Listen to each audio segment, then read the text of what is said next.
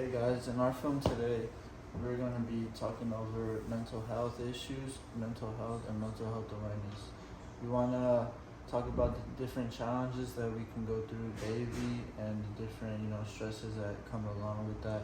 And it's really important to see those stresses and not let them build up. And, as a student athlete, it's not good for that to happen. In today's society,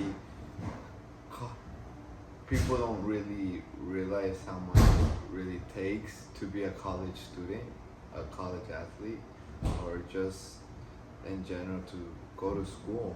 But they don't realize how much stress school actually gives you. And to add on top of that, you also have assignments, you also have classes, you have your sports, you have your if you play, especially if you play sports, you have your injuries that could cause a huge mental problem on you. It's important for parents and the society to understand that a college student and a college athlete is going to go through a lot throughout the days, and it's important to not let that build up. What it takes to be a student athlete? That question's a big question that is not really answered, and that question can cause a lot of mental health problems. Because what it really takes to be a student athlete, for one, your schedule is going to be strict, so you're not going to have that much freedom. And at the beginning, you may think that's easy, but after a while, it's going to take a toll on you, and then you're gonna get tired and bored of the same schedule every day. Also, with being in sports, there's a lot of competition that is involved with playing on a university team or just any team in general. You come into the season not knowing whether or not you have a spot on the team, or you're fighting for a spot every single day. And that is a stress that a lot of student athletes, have to deal with daily. And it's important to notice the daily stress signs that you may not know you have, or you may notice other people are coming to that point. Like, for example, stage one, a person starts to feel something is up, but they don't really feel themselves. They still are able to function mentally on a day-to-day basis. In stage two, it starts to show a bit more that something's up, but you're not fully aware of what it is. And people close to you might look at you funny because they know you're not acting yourself. On stage three, a person starts to feel like everything's going downhill. Like if you're playing your sport, you feel like you're not doing your best. You feel you have major doubts on yourself, on your capable ability of how to play your own sport. And on stage four, hopefully no one gets to this stage. I hope you don't know anyone that's gotten to this stage, but on stage four is basically when a person kind of loses themselves and all their problems. They're not able to fully recoup, fully come back from the problems they're facing or they're going towards. In transition to mental health, stress is really connected and intertwined with mental health. Some ways that stress can occur is if there is overtraining. If a student athlete is overtraining, there is lack of rest for recovery time, and there's competition for athletic scholarships. Also, academic responsibilities. Your grades come into big effect on the field and also off the field, and also when it comes to game day, there's a lot of pressure to win. Some symptoms of stress that you can see physically can be the acne or skin problems that could be occurring. Also, you can notice that if they are getting headaches, they are feeling more fatigued. There's difficulties of sleeping. Also, there's could be some mental disorders that could be forming psychologically. They, if you are feeling this type of way, you could also notice it in rapid heartbeat. Your blood pressure could be rising, and you could also be, in risk of getting a heart attack if it comes that intense. Also, you could be feeling nausea, pain, heartburn, weight gain or loss.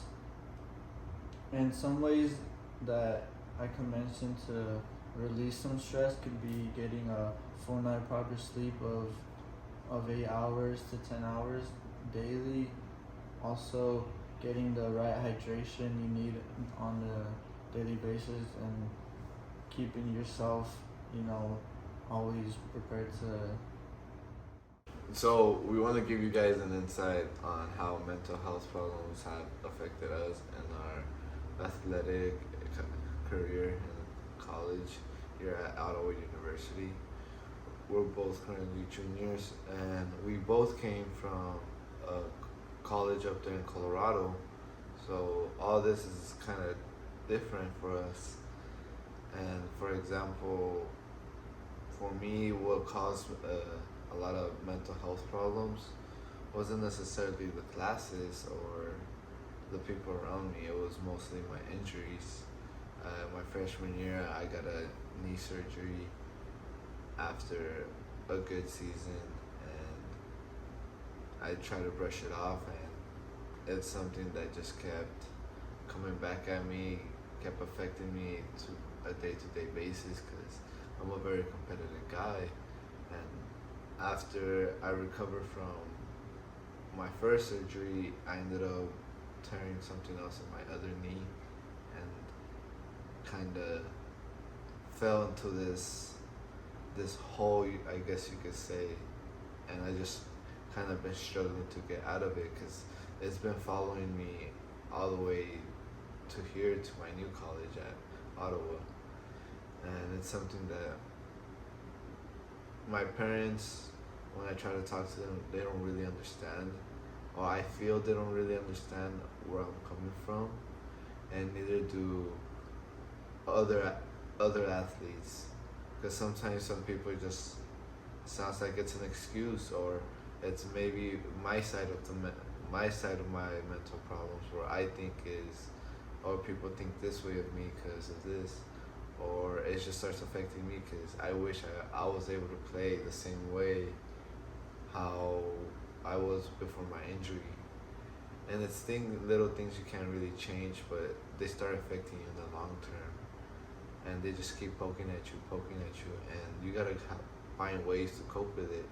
The way I cope with it is I try to take care of my body 10 times, I want to say, as everyone else, and I want to say it shows. That's my side of my mental problems. For me, coming out here, as Audrey said, it has been a big change from our last school. Our last school was in Colorado, and I'm from Denver, Colorado, so the drive home was only about 3 hours, and out here the drive back home to Denver is probably like 14 hours. So it doesn't really, it's not really convenient for me to drive back, and it's better for me to fly now, but just having that distance from my family is something that really, gives me my stress and anxiety being out here. Although I do stay with family, it's not always the same as being with your mom and your sister, your siblings. I have a nephew that is, getting older. He's turning 3 now, but those are some things that give me stress and anxiety, and being with them, it gives you, the support and that comfort that sometimes student athletes need, being out here, doing things that they dreamed of, but also having to go through these challenges and stresses that come with being a student, and for right now, I would say that my athletic ability is getting there, but also it does take a toll when you are being a student as well, being in class for 4 hours a day, and trying to get that rest, but it doesn't always come. So, in conclusion, that's we want to just give you guys an insight about us and how we feel about mental health and awareness. And the real damage that it actually causes to someone, how it's something we believe should be taken more serious than it actually is right now. Be taken a lot more serious, and hopefully in the future there'll be more studies about it and more psychological doctors and just really smart people that could find help for student athletes and not just be a counselor that you can go talk to once or twice a month because they're busy, their schedules are so busy.